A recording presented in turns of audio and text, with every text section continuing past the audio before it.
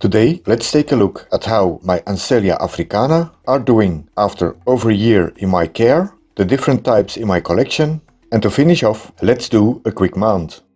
The leopard orchid occurs over most of the African continent and can be found below the Sahara until the southern tip of South Africa. It thrives in the hot savannas at sea level up to 2000 meters high in the mountains, and it can take a lot of different temperature ranges and light levels. With such a large distribution area, it's quite normal to find them in different sizes and flower colors. Over the last year, I went from just 4 plants to 8, and here's where they have been growing all summer. They took all kinds of weather, ranging from heat waves with temperatures over 38 degrees centigrade in full sun, and cold, wet and stormy weeks with rain pouring down on them without any problems. So let's take a look at my plants individually.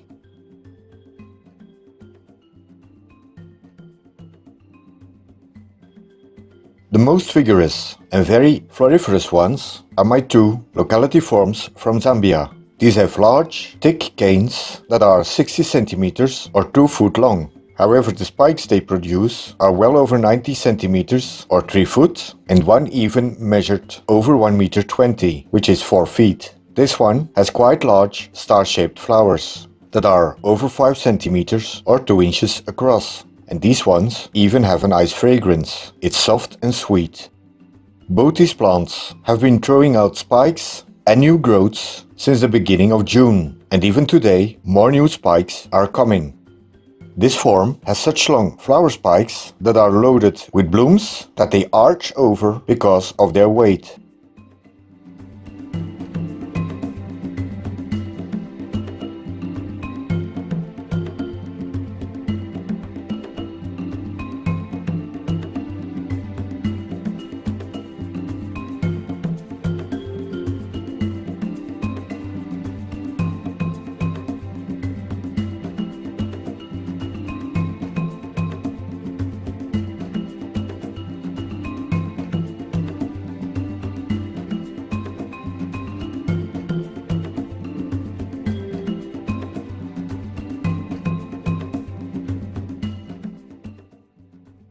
An interesting fact is that Ansellia not only produces spikes from the top of its canes, it can also push them out from anywhere along the bulb, and this even from leafless bulbs.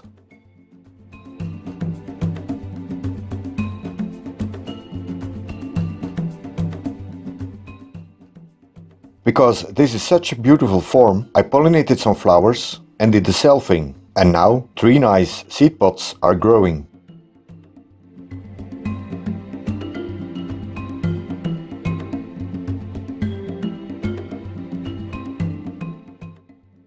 Both these plants have been blooming and growing new shoots all summer, and they're also starting to grow vertical standing roots that'll form a basket in the future.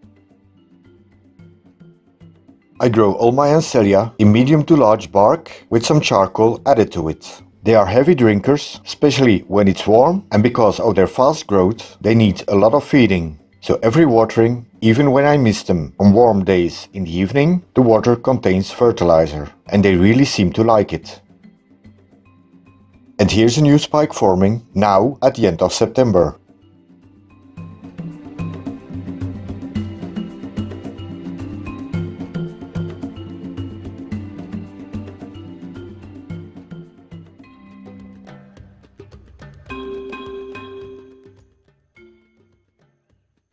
This one is a locality from Kenya.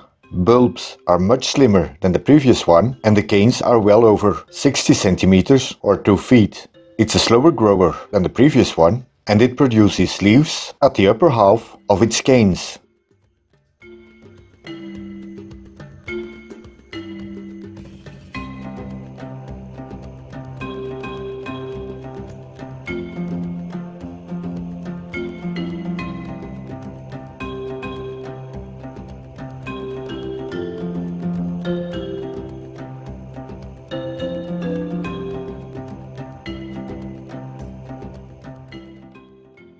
The flowers are a dark burgundy red, and like most Ansellia flowers, the scent is quite musky and reminds me of burned wood or charcoal. Not really pleasant.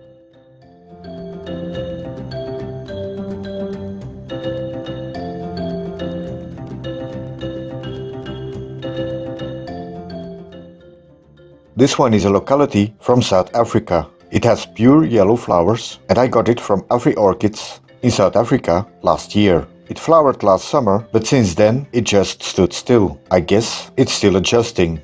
However, over the last few weeks, a few new shoots are forming and the orchid is starting to grow again. So hopefully next year I will see its blooms again.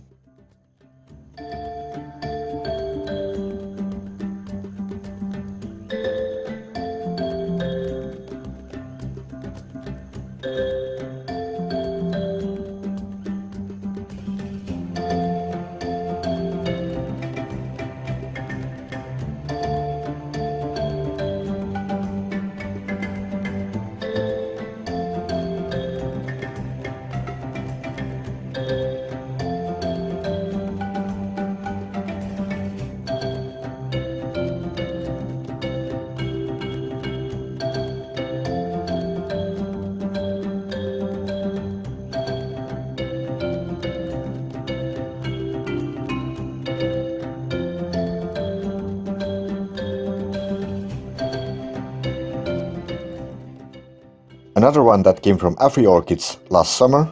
This is a cross of two varieties with a beautiful red in its flowers. It was just a small division, but it's starting to grow. Last year it produced one flower on its flower spike, so maybe next year there'll be more. This is a medium-sized plant with quite short bulbs that seem to be just over 30 cm or 1 foot.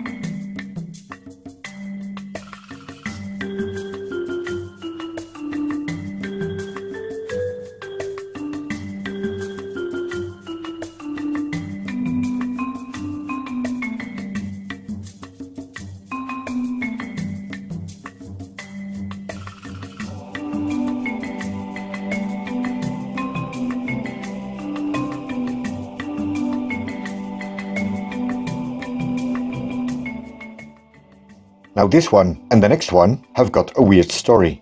Last year, mid-autumn, temperatures dropped overnight 16 degrees. So one day it was warm, dry and sunny, and the following day was very cold. And this happened unexpectedly. So all my intermediate and warm growing orchids that were still out needed to come in immediately. So I called in some help to move over 100 orchids inside. During these hectic moments, someone must have taken these two plants up to the attic instead of into the living room. At that moment, I was also sorting out orchids that were going to go, and when I couldn't find these, I thought I had given them away.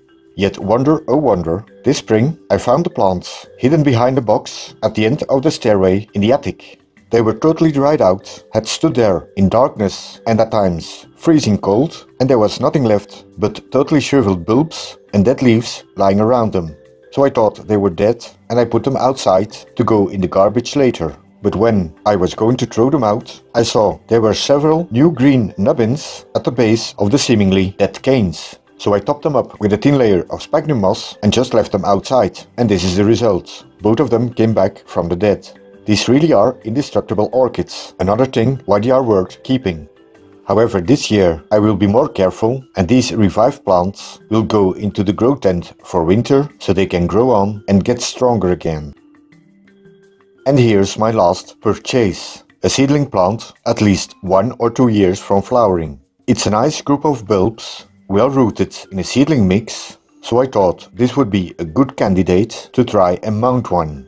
I actually never thought about mounting an Ansellia because they can get so big and heavy, but since Inse seems so set to mount one, I thought I might as well give it a try.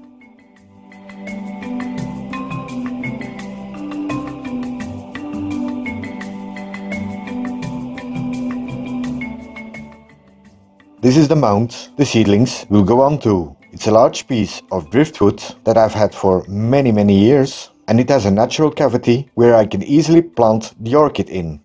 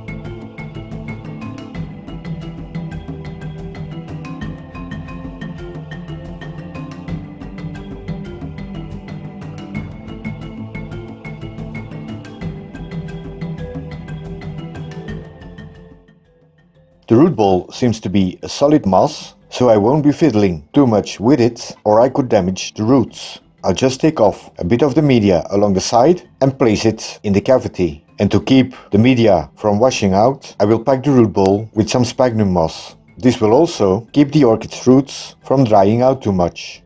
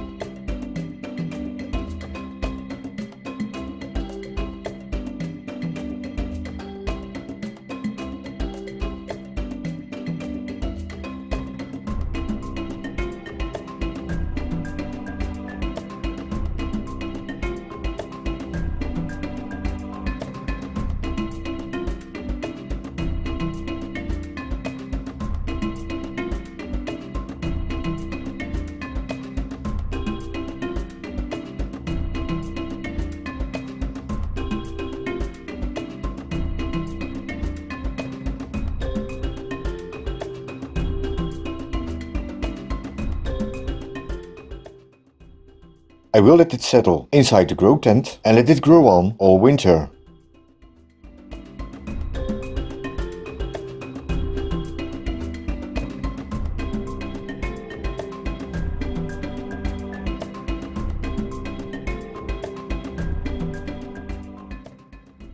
Hope you like this video again, and until later.